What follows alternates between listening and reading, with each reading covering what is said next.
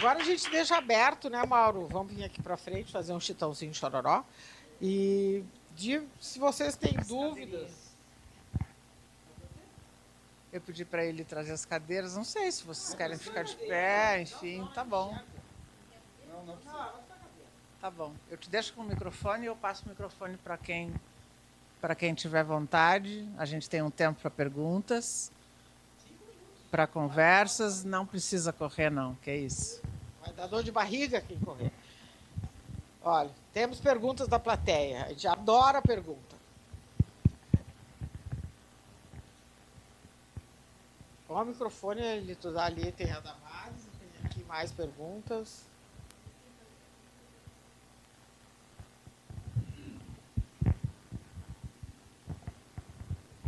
Obrigada. Doutor Mauro, obrigada pela aula, viu? Que delícia. O senhor comentou a respeito, eu vi que nos seus exames o senhor pede a vitamina D e que daquele paciente, no caso, estava baixa, acho que era 16, parece.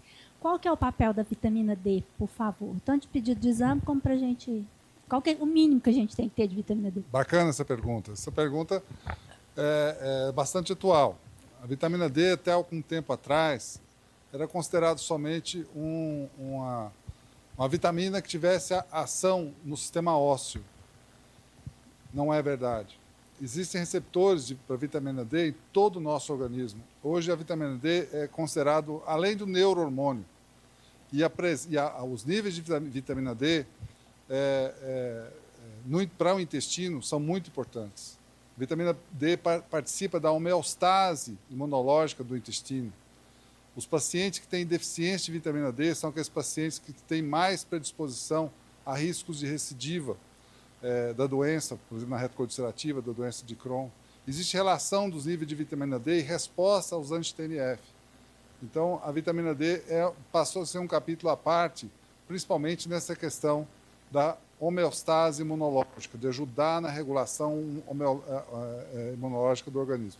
Felizmente, né, o Brasil é um país que tem muito sol,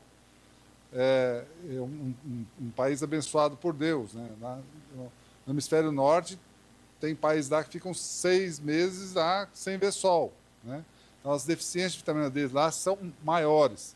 Só que aqui também, a nossa população também tem muita deficiência de vitamina D. Então, tem muita gente que não sai ao sol, porque, por diversos motivos, usa muito protetor solar, e a gente vê também aqui muitos pacientes com deficiência de vitamina D. Então, assim, a reposição de vitamina D é nesse sentido, a importância da vitamina D é nesse sentido. Ela tem importância, sim, nas doenças inflamatórias, não só do intestino, como diversos outros locais do organismo. Boa tarde. Meu nome é Luara, eu sou estudante de medicina e eu me vi muito no caso do que o senhor comentou do estudante que tinha doença de Crohn. Você é estudante de onde? Eu sou lá da Unifimes, de Trindade. Não é da minha federal, então. Não é. E eu tenho doença de Crohn, descobri durante a faculdade. E minha pergunta é sobre o Covid, porque eu descobri que eu tinha Crohn, eu comecei a ter sintomas logo após a segunda vez que eu tive Covid. Então, eu queria saber, como é uma doença multifatorial, que vários fatores influenciam, como que as infecções... se o Covid é uma das infecções que podem engatilhar a doença. Essa pergunta vai ser $1 milhão que a gente responder. Porque hoje em dia tem muita coisa relacionada ao Covid e a maioria a gente não sabe essa resposta. Então, o que esse gatilho viral faz no sistema imunológico? Provavelmente um monte de coisa. E que com o tempo a gente vai ver. Então, esse link que tu está fazendo existe, isso tem trabalhos até, se o Covid não desencadeou a doença inflamatória intestinal, que tu já tinha essa tendência genética. Essa resposta provavelmente a gente vai ter daqui a 10 anos. Não se tem. Então, tem trabalhos mostrando que o Covid desencadeou mais casos de câncer em jovens, mais casos de inúmeras doenças autoimunes, de tireoide, artrite reumatoide, lúpus. Então, não se tem essa resposta. Eu tenho um paciente que é completamente careca, e ele diz, doutor, eu fiquei careca depois do Covid. E aí eu disse para ele, mas puxa, tem vários relatos de queda de cabelo pós-Covid. Ele, mas eu não conto para ninguém que eu já era careca antes.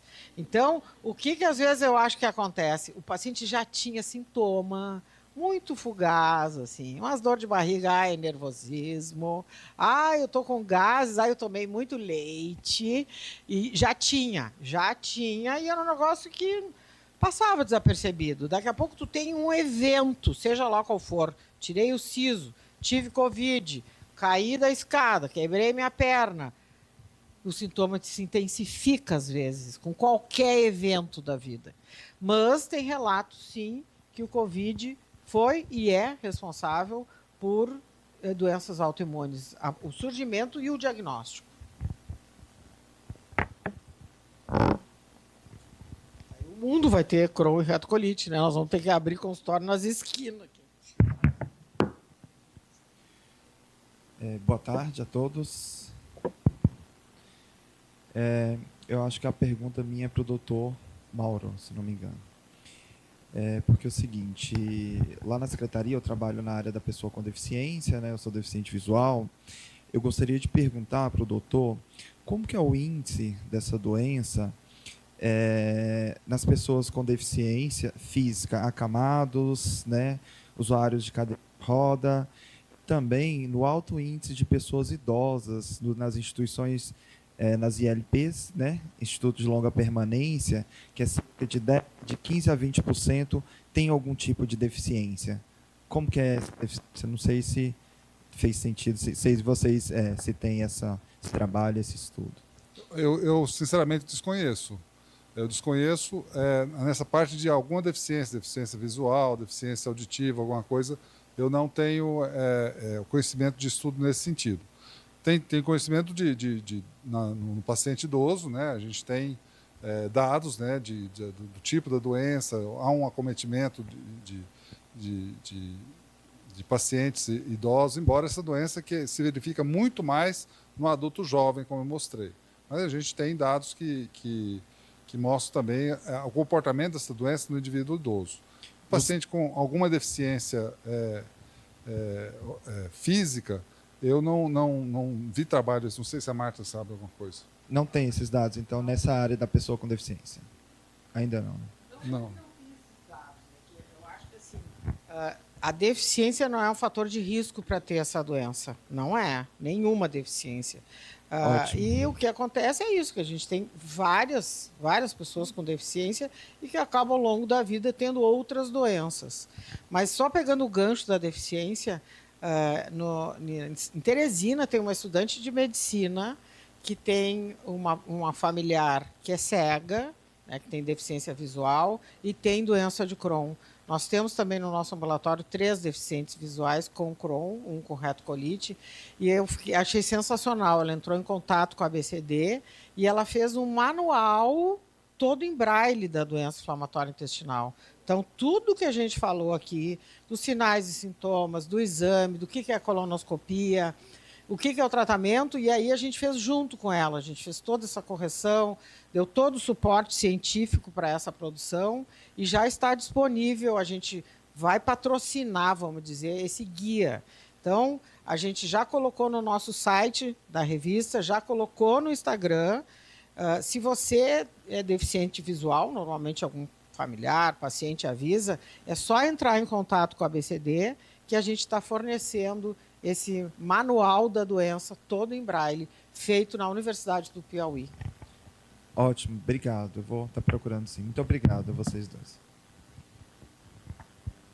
Eu gostaria de fazer uma pergunta para os dois. Meu nome é Elizabeth, eu sou a presidente da Associação dos Ostomizados de Goiás. Eu sou ostomizada há 24 anos. Eu tive CA de reto, né? Sou amputada. E eu gostaria de perguntar para vocês se vocês têm porcentagem de quantas pessoas que vocês atenderam passaram a ser ostomizadas pela doença inflamatória intestinal. Amiga, estatística é uma coisa... Não faz essa pergunta para nós, sabe? Porque me dá uma tristeza. Hoje até a repórter da Band aqui de Goiás fez... Às 9h30 da manhã eu entrei no ar aqui em Goiás para falar na Band News do evento de amanhã, não foi o de hoje, foi o de amanhã. E aí antes a repórter falou comigo um pouquinho antes da gente entrar no ar, era ao vivo, ela, qual é a porcentagem? Aí não me faça a pergunta. A gente não tem dados estatísticos no Brasil bem feito. Não tem. Então, isso é um trabalho que o GDIB, que é esse grupo de doença inflamatória intestinal, desde a sua fundação, há 22 anos, né, Mauro? Todos os anos a gente tenta fazer um estudo epidemiológico no Brasil, quantos Crohn que precisaram usar ostomia. Tem alguns pacientes, a grande maioria tem ostomias transitórias, né? Fica 2, 3 meses, depois refaz o trânsito. Não se tem essa resposta, nem adequada da incidência e a prevalência dessa doença e nem das ostomias. O que eu mostro é um trabalho feito de um colega de Santa Catarina, o Abel, que ele fez um estudo de quantos pacientes retiram remédios no SUS com o CID, com o código da retocolite ou o código da doença de Crohn. E em 2022 a gente tinha 212 mil pacientes no Brasil. 212 mil que tiram ali, fora os que vão no Pague Mais ou Pague Menos, não sei como é o nome dessas farmácias aqui, fora o paciente que vai na farmácia e compra o remédio. Então, a gente não tem estatística nem de ostomizados e nem da real incidência e prevalência. A gente mostra aquele mapa ali, lugares maiores no sul e no sudeste, não tem dúvida, mas o Brasil inteiro está pintado de retocolite Crohn, o mundo está pintado de retocolite Crohn, e essa estatística de 100 casos para cada 100 mil habitantes é assustadora, e tá, no mundo inteiro está essa doença assim.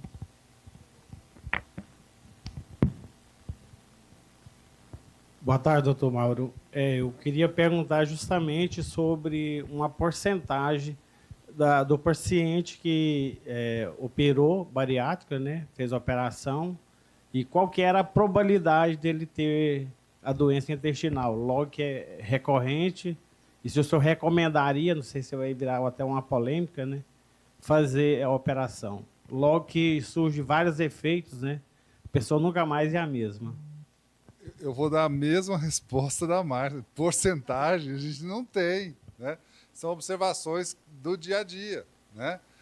Alguns pacientes, a grande maioria dos bariátricos, não tem nada disso. A grande maioria não tem. Mas o paciente bariátrico começa depois de muito tempo, começa a ter dor, começa a ter diarreia, desconforto abdominal e tal, etc., principalmente após a alimentação, coisa que ele não tinha, que ele nunca teve, a gente desconfia que pode ser doença inflamatória. Por quê? Porque estão aparecendo... Será que ele iria desenvolver essa doença se ele não tivesse operado? Não sei. Mas o que a gente tem visto é que esses pacientes que fizeram cirurgia bariátrica, que apresentam esses sintomas depois, geralmente, de longo tempo da doença, eles têm que ser investigados para esse fim, que é na presença de sintomas, né? Porque há um encontro no dia a dia da prática clínica da doença inflamatória nesses pacientes. Bom, essa é a minha prática clínica, né? Eu julguei uma coisa que eu tenho visto. Você tem... Inclusive, vou complementar. Com certeza, isso que o Mauro falou tem se visto muito. Então, isso é tão grande assim, que assusta quem faz esse tipo de cirurgia. Nós temos um hospital lá em Porto Alegre, onde eu trabalho, tem um centro de referência de cirurgia de obesidade para o SUS. Então, depois da gente comentar muito isso, hoje faz parte do screening pré-operatório, ver se esse paciente não tem doença inflamatória intestinal, que às vezes ele nem sabe, e vai ser operado, parece que o diagnóstico vem depois. Então, fazer screening para doença inflamatória intestinal antes da cirurgia, e depois da cirurgia ficar ligado para os sinais e sintomas dessa doença e se fazer o diagnóstico. Então, aumentou, sim, aumentou, não se tem estatística. E uma das teorias, são várias, né? Porque a gente não sabe nenhuma da etiologia certa dessa doença. Como o Mauro mostrou ali no início, é uma doença multifatorial. Tem fator genético, tem fator ambiental, tem fator estresse, tem fator alimentar. Uma das teorias da cirurgia da obesidade é esse desvio do trânsito e essa alteração da microbiota intestinal. Então, tu imagina, exclui praticamente o estômago da pessoa. Então, o ácido, tudo que a gente tem que fazer a digestão dos alimentos, todos os outros componentes pancreáticos e tal, que faz todo o processo da digestão, passa reto ali. E, às vezes, faz essa cirurgia que pega o intestino delgado, que é a tripa fina, e emenda lá embaixo na grossa. Então, a gente vai ter 2 times ali. Vai ter uma microbiota do delgado que é diferente da outra. E aí, elas não se dão bem, sabe? Então, provavelmente, também tem todo esse fator da alteração da microbiota intestinal, desse desvio que a pessoa faz. E tem, às vezes, alguns trabalhos mostrando dano isquêmico, que a cirurgia pode ter, fica faltando sangue para algum segmento e ali perpetua uma cascata inflamatória, sabe? Então, não é fácil, mas isso que o Mauro disse, tudo que é artigo já mostra o aumento da incidência em pacientes pós-bariátrica. É um sinal de alerta. Última pergunta sua. Boa tarde. Eu sou nutricionista do setor de infusão de doença autoimune da Unimed, então eu pego muito paciente, às vezes, com Crohn e infusão, né? E há anos com consultório. E eu vejo muitos pacientes com automedicação, autoprescrição, né? A minha pergunta é muito específica sobre probiótico. Não vem perguntar o que pode comer. Essa é outra pergunta, é quase que nem a estatística. Aí amanhã vai ter aula só sobre nutrição, tem outras nutricionistas. Mas a pergunta é em relação à conduta mesmo, porque o último consenso da ESPEN fala que a utilização de probióticos não é indicada, né? E a gente vê muitos profissionais ainda aplicando isso e a mídia também aplicando isso, a vizinha aplicando isso, né? E eu queria saber como que é a conduta, né, a orientação de vocês da parte médica, né, que é antes de chegar no nosso consultório, em relação a essas particularidades naturais, ao probiótico, né, que não tem comprovação e que piora, às vezes, o quadro do paciente. Esse é outro terreno um pouco difícil. Eu acho que, no futuro, a gente vai ter muito melhor resposta do que a gente tem agora, com o estudo da microbiota intestinal. Mas é um estudo, entendeu? Porque eu tenho uma microbiota, tu tem, cada um tem uma aqui. É que nem a digital da pessoa. Cada pessoa tem a sua microbiota. E se sabe muito hoje que tem muitas... a gente tem um mundo de bactérias e tem o predomínio de bactérias inflamatórias. Isso é clássico. Na doença inflamatória intestinal, os pacientes têm um predomínio das microbiota inflamatória. No futuro, tá vendo, né? Atualmente, eu vou chegar no atualmente. No futuro, eu acho que a gente vai pegar a fezes do paciente que tem doença inflamatória intestinal, vai fazer um estudo molecular dessas fezes e vai saber, olha, a deficiência é desta aqui. E aí tu vai fazer um probiótico para aquele paciente que tem aquela deficiência, que é uns nomes complicadíssimos que tem. Hoje em dia, o que tem no mercado? Tem milhares de apresentações. Eu não acredito também, tem um grupo italiano que acredita muito. Nos Estados Unidos parece ter um probiótico muito bom, que é o VSL3, que no Brasil não tem, que tem que ser mantido sob refrigeração, tem uma tecnologia caríssima para fazer. Então, agora, me apavora que eu entro na farmácia e vejo que tem uma parede inteira de probióticos. Então, eu não acredito no momento. No futuro, eu acho que vai fazer parte do tratamento, não sei a opinião do Mauro. Eu concordo plenamente. Embora eu seja extremamente entusiasta de tudo que se refere à microbiota intestinal, né? Faço pesquisa nisso. A gente tem aí o papel do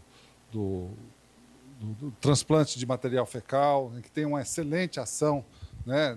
E isso aí que a Marta está falando, olha, no futuro. A gente sabe de coisas hoje que são incríveis, né? Você pega um paciente com colite pseudomembranosa, né? Colite por clostrídio, refratária a tudo. Você faz um transplante de microbiota, o cara cura. Quer dizer, tem tudo a ver, né?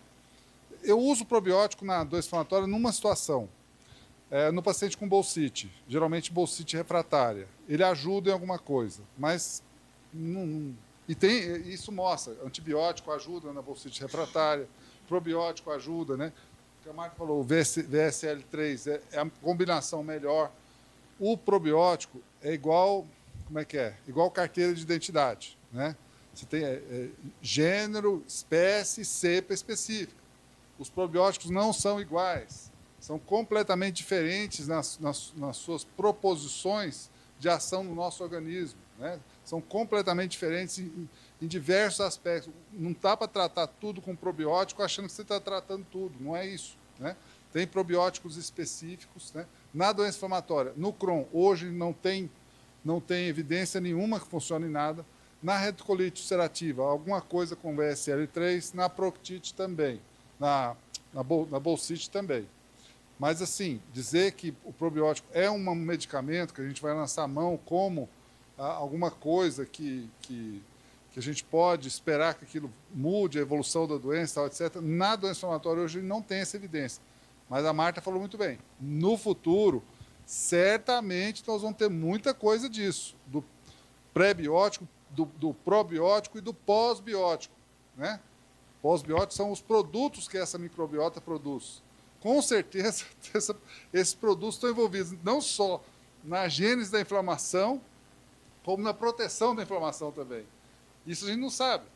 E eu costumo, quando eu dou minha aula de probiótico, no final eu termino assim: o que a gente sabe sobre isso é um grão de areia. O que a gente desconhece é um oceano. Tudo bem, pessoal? Muito obrigado pela atenção de todos. Convido a todos a um coffee break. A gente